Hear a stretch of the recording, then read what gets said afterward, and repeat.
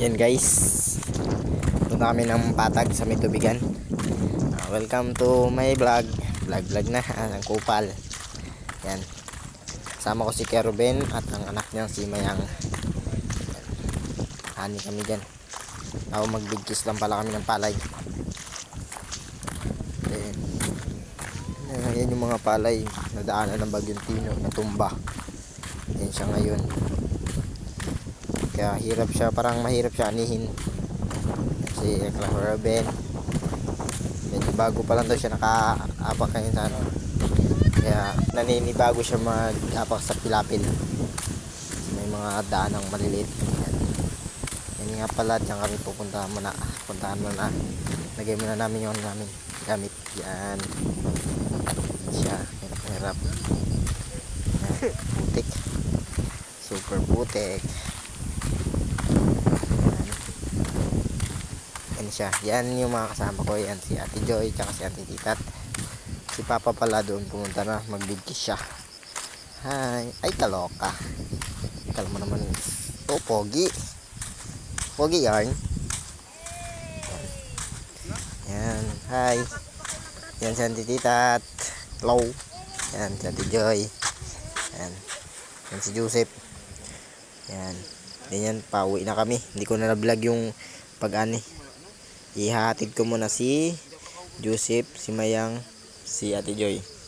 Then balikan ko lang si Papa tsaka si Keruben. Hi.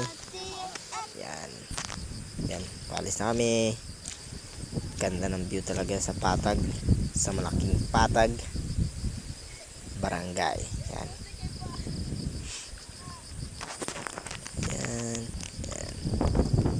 Parang tanga ako dyan eh. Yan.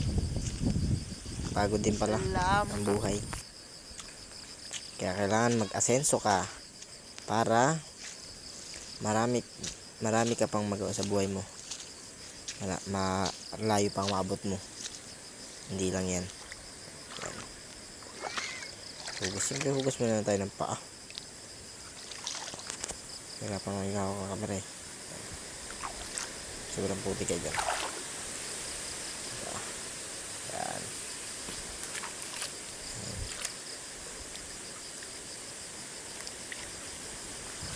Tara. Kala mo naman, pogi. Kala mo naman, puti. Hugas-hugas pa. Mahirap ka lang dong. Yan, si Ate Joy.